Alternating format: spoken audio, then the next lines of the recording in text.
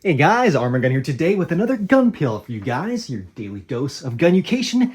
This video comes with a bit of a trigger warning. We're discussing something, it's kind of a loaded term. We're talking about rifle caliber submachine guns. Guys, it's kind of silly, but in all fairness, these things do exist. Or at least they did. Well, they kind of do. They kind of do in certain eras or contexts. And I wanted to talk about that today, but not just that, because that would be honestly pretty boring. In fact, I want to talk about a handful of these guns, because I do have a handful of them. And that one too. Can't forget the nice little Rattler boy.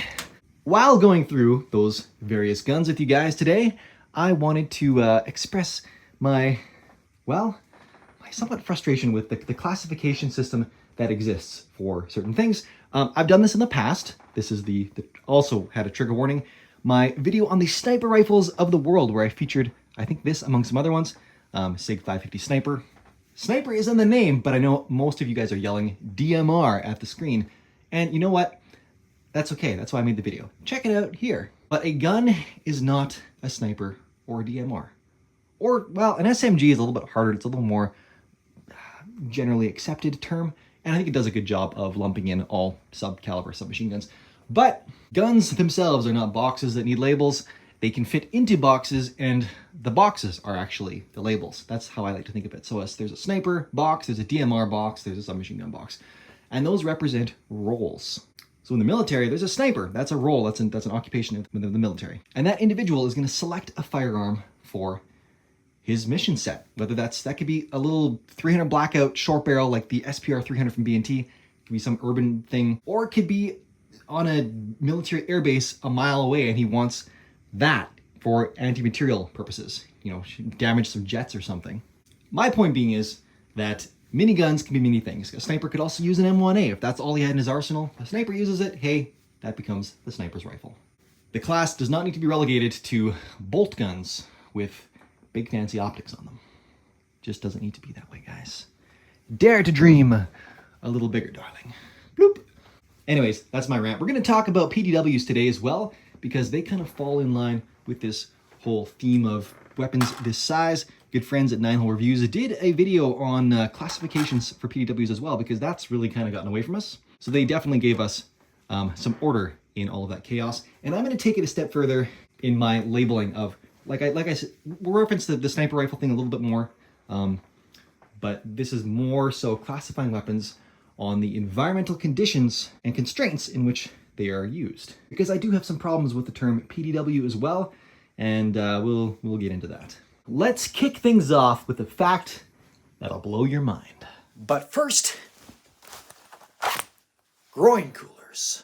Guys, the first sponsor of today's video is none other than UF Pro, the guys that make the pants that are literally life-changing. Now, these are their combat pants, and they're their Striker HT, standing for a high temperature, and guess what? They have Groin Coolers, which, not gonna lie, are freaking amazing.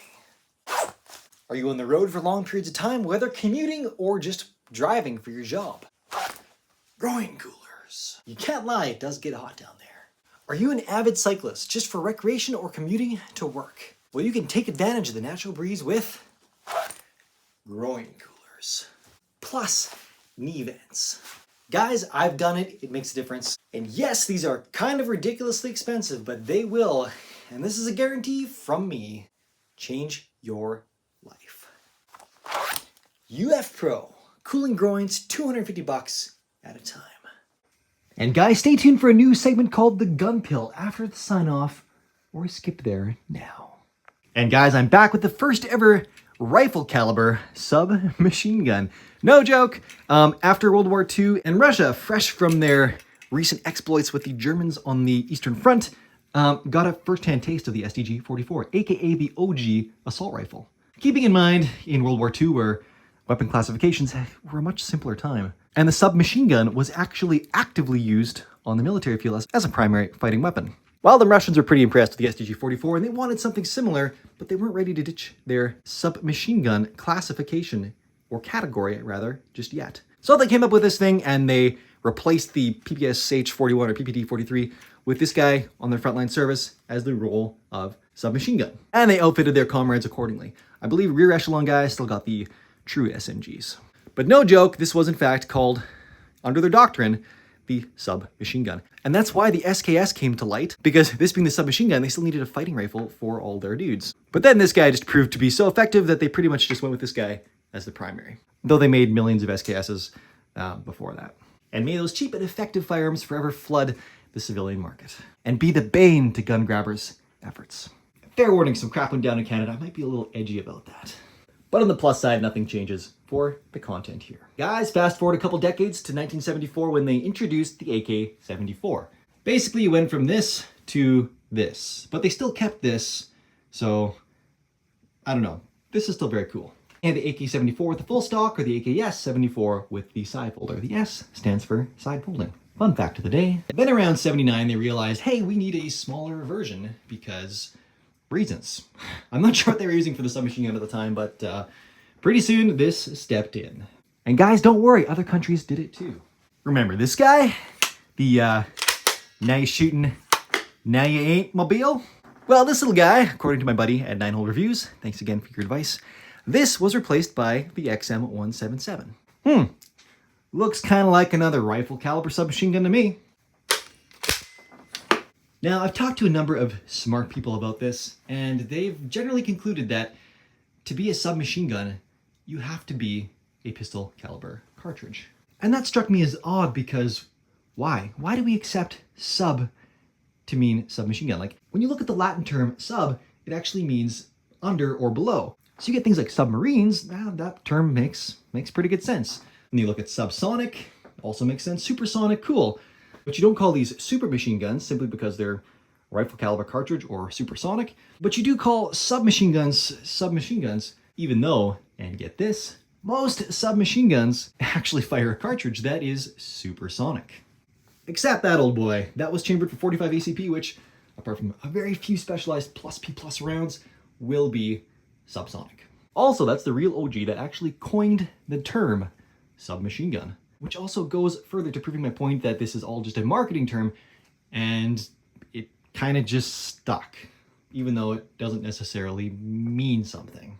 Technical and concrete, that is. And keeping also in mind that the Thompson is both heavier and much larger than the little Krinky over here. Aren't guns fun?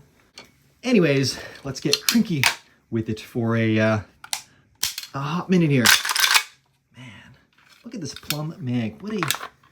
What a cool unit. And the fun fact, this little thing up here is a booster. What that does is increase back pressure because this is an incredibly short system. There's basically like no barrel before the gas block, so it needs a little bit of a boost to get it going. And that'll cycle the action. So this increases back pressure. A suppressor would do the same thing. This just does so without making it quieter, unfortunately. Because this is a barky little boy, but that does help it cycle very reliably. Big thanks to Marstar for making that little guy happen. So if we can't call them submachine guns, why did we? Well, the best thing I can think of is that the terminology of the day just hadn't caught up. Or rather, the trend of firearms manufacturing shifted beyond the terminology of the day, which again was fresh off the heels of World War II, where things like submachine guns, that was a very common term. It referred to a very specific type of firearm, which hadn't really diverged very much from the original concept. Now, some of you may be asking, who cares? Why do we care?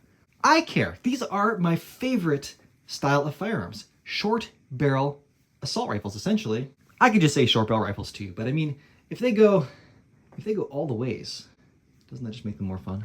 I think so. So let's talk about one of the most, honestly, the most reliable versions of a short barrel rifle of its day.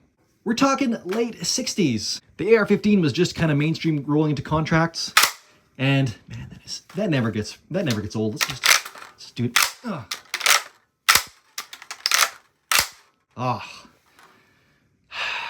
Gun ASMR, guys. It's good for the soul. But best experienced firsthand. Guys, so the HK-53, aka Thick P5, thank you Garand Thumb for that. Despite its short barrel, thankfully its roller delayed system made this guy incredibly reliable, surprisingly, for a short barrel rifle at its time. This was kind of carving out its own niche. It was also one of the earlier short barrel rifles. Keep in mind, this preceded the Krink by like a decade. Honestly, this thing just frickin' rocks. Also, the genesis behind thick P5 is because this is basically an MP5, but a little thick. Chambered in 5.56. Can I just say I frickin' love that gun? I also frickin' love Dixon's, if that wasn't already very apparent. Next up, we're going to talk about this little guy, but first, a word from another sponsor. Guys, please consider checking out MIRA Safety, the guys that literally brought the gas mask into the 21st century. No home should be without one of these things nowadays. And by supporting these guys with the affiliate link below, you are literally supporting me, which funds your gun education. Also, another fun anecdote time. Why are these my favorite? Again, so much AS. The ASMR is strong with this one. Also, look at that. Look at that serial number. Very cool. Thanks, Sully. Guys, in my opinion, which may be worthless, I think short barrel rifles are the most practical, hands down firearm you can own. If you can only own one gun, let it be a short barrel rifle. Though some calibers are better than others, I talk about that in my one video. If I could only own one gun for the rest of my life, what would it be? And well, we get into it there, so I won't spoil it. Again, a fun firearm theory video. We talk about some cool stuff there. But anyways, this little dude here, this is a Galil MAR, M-A-R or micro Galil. I believe the true definition of MAR is micro automatic rifle. The Israelis had an interesting classification. IMI had an interesting classification for these guys because they started off with, well, this guy up here, the Galil with the sex appeal. This beauty with its bottle cap opener and bipod definitely stand apart. There is a 7.62 NATO or 308 version as well, but the way the nomenclature, the way their thing works is ARM, which is what that is, the Galil ARM automatic rifle machine gun, because this was meant to be the light machine gun variant where the bipod folds out. Machine gun typically refers to either light, medium, or heavy machine gun. Buckle up, giving you guys some knowledge here. Yeah, and now that the light, medium, heavy, that did change between World War I and World War II. In World War I, something like this would have been considered a heavy machine gun. It was a tripod-mounted gun meant to be emplaced. Typically in World War I, they were water-cooled. This is obviously the Browning 30 cal. That would have been World War II. World War II standards, that changed to medium machine gun because that became the new standard for heavy machine gun. Anyways, this can be a separate video. Light machine guns then actually were this, which, back to World War I. But yeah, the legendary Lewis gun, man, in all its glory. That thing is freaking cool. The gun with the air cooling, the air-cooled, induction air-cooled. Very, very cool. But I digress, tangent. Think of the Galil ARM as the modern RPK 74. Where was I going? Oh yeah, so the rest of the designations for the Galils. Well, then there was the AR, which was just automatic rifle, which was basically that minus the bipod and carry handle and, unfortunately, the bottle cap opener. And now is where it starts to get relevant. There was the SAR, the short automatic rifle. Same thing, just smaller barrel, I think something around 13 inches. Very sexy rig. One will be coming to the channel soon. And then that leaves us with this, the MAR, the micro automatic rifle. My personal favorite. Because, again, I love this style of firearm, this platform. It's awesome. Though the 13-inch SAR would be a pretty fair compromise as well if this didn't exist. Or if I could get this in 300 blackout. But anyways, I digress. Story for a different day. Actually, story for that other video I told you about. If I could only have one gun. On that note, guys, sometimes it's important to think about stuff like this because what I thought would be my one gun wasn't. I kind of went down a weird rabbit hole. It was a lot of fun, and I learned something about myself and about guns and what I could do if I could only have one gun, which hopefully will never come to pass.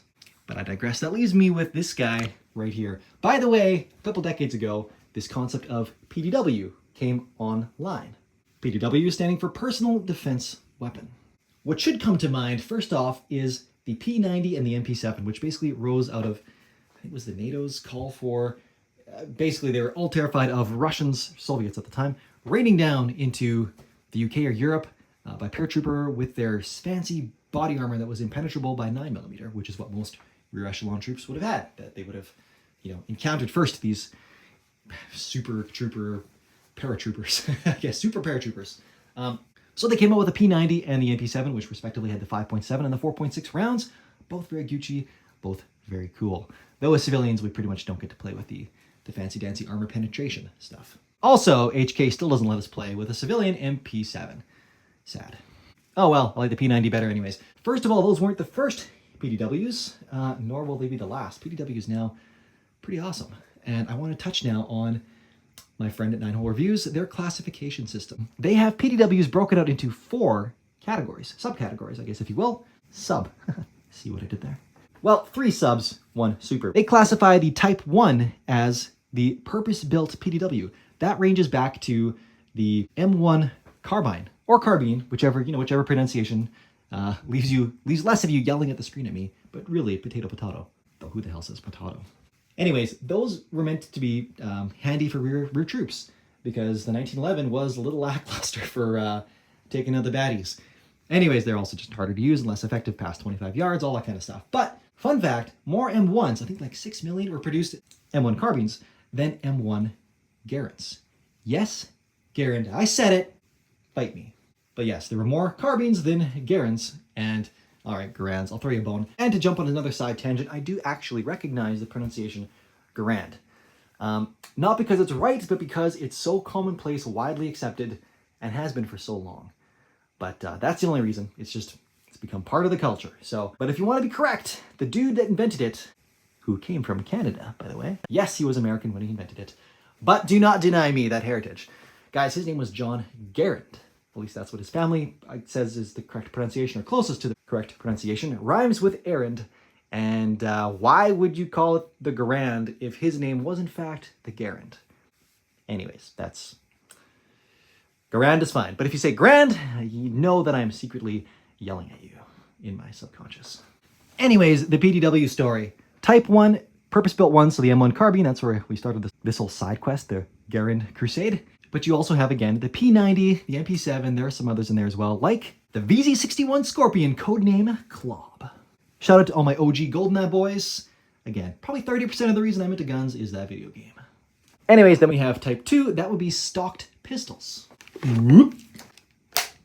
Like this little beauty right here. Also think the Luger artillery with the big trommel mag, and more modern examples like the Stechkin APS, the full auto boy, the Polish Rack 63, the Italian Beretta 93R. Oh man, that thing is so sexy. Technically, the B&T USW would also apply. Guys, please make a full auto version of this. Then you have your Type 3s, which are basically miniaturized versions of existing submachine guns. So think of the MP5 and then think of the MP5K, or the SIG MPX and then the SIG MPX-K, or the Copperhead. Then my favorite, and the reason for leading you down yet another side road. Ladies and gentlemen, may I present to you the Type 4 PDW. Like Type 3, but instead of being miniaturized versions of their submachine gun counterparts, these are miniaturized versions of their assault rifle counterparts. Or modern sporting rifle if it does not select fire. Guys, this thing is really cool. Again, this is my favorite class of firearms, though even in marketing material for SIG, like why they devised this thing, wasn't really for defense. And that's where I now have a problem. I realize I now have a problem with the term PDW. Yes, there are rear echelon troops that will mainly always be in a defensive role if they have to use their firearm. But for most cases where you're using something like this, or even the P90, the MP7, where they've found their successful niche, it's less as rear echelon, more as elite special units, special police tactical units, counterterrorism. And the thing is, it's not used defensively. This is the misnomer. It's not a personal defensive weapon. It's more of a personal offensive weapon, at least in the cases they're using it. So I would like to bring about a new term, or maybe existing, maybe I didn't Google hard enough, but the one that I think best sums up this category of firearm, and that is the close quarters weapon. We have close quarters combat, close quarters battle, whether you ascribe to the CQC or CQB acronym, but for those scenarios, that context of environmental conditions and constraints that basically dictate that you use something like this, well then even though PDW is more or less the recognized term for something like this, I don't think it, I think once again we're ending up like they did post-World War II, calling this a submachine gun when realistically that's not the case. So I say, let's start a grassroots movement. These should no longer be considered simply PDWs, but CQWs. And in fact, it's really in keeping with the times because it's a more inclusive term. You see, CQW doesn't discriminate between defensive or offensive. It just lets you be the gun you want to be. And And whether you're trying to kick ass or just save your ass, it's gonna be right at home. All right, guys, we got one more for you, but first, one more sponsor. Guys, let me introduce you to Air Armor Tech, the leading name in gun cases. These guys protect your guns not with foam. No, that is so last century. They protect your guns with air. Apart from being super lightweight, water resistant, all that good stuff, well, as you can see, I'm pretty limited on space here, which is why I actually brought in this awesome Dasco rolling A-frame rack. But what I mean to say by that is that when I'm not using those, I can deflate them, roll it up, and it's literally the size of a sleeping bag. Now, guys, at last we have our final CQW of the day, the SIG 553 Commando. This guy right here. Ow, mother. That's why you don't put optics that are gonna hurt you this close. I should have done something different. There we go. Proven clear. And yeah. All right. No fault of the optic. I do really quite like this thing, the Upper Light Foresight. That's just bad placement on my part, and I hadn't tried racking this yet. So, yeah. Ouch. Anyways, guys, the SIG 553 is awesome. This is like a souped up little AK inside. The Swiss Krink, if you will. I have referred to it as that in the past. And some elite special units use this even as their primary, or a version of this. Which again further propagates my point that a PDW doesn't need to be used defensively only. Terminology in general is kind of whack. You shouldn't try and label a gun as one thing because realistically it can fall into a lot of boxes. Guns, here we go. This should be relatable to a lot of you. Guns are not just like they are on the Call of Duty loadout list. It's not just a category with a bunch of guns and they have to be part of that category. No, they can fill different roles. And I suppose, yes, you can choose any of those roles as your primary or whatever for your mission or your map with your buddies. Forgive me, I haven't played in a while, but COD was my jam. Black Ops 2, those were the good ones. And they got jetpacks, and I just was like, what the hell? The guns also got all weird. Anyways, guys, this is kind of wrapping to a close, but I just want to show you one more cool example. This guy is a little 20-rounder. You can get the 30-rounders too. You can even little cute 5-rounders, but shh, don't tell the gun grabbers that. They'll want to mandate them all. This has a fantastic trigger, which is tunable. Look at this. Oh, beautiful. Beautiful. Anyways, guys, that's the show. Hope you enjoyed it. I'll catch you all on the next one. Arm&Gun, out. Boom diggity. All right, guys, Gunpill No.1. If you guys like this, we'll do more. Guns are the great equalizer. They do not discriminate between large and small, man and woman. No, they're simply there to level the playing field, create an equal battleground for all. And I think that's very important, especially for the defensive uses, because defenders don't get the choice. It's always on the offender who initiates attack, has the element of surprise. So the very least you can do is allow the defender to have the most appropriate tool on them, available to them, to defend themselves. Now, not enough people are talking about this, but we had an example just last week where a lady with a handgun took out the bad dude with an AR-15. Man. Guns. The great equalizer. Damn, she bleeding.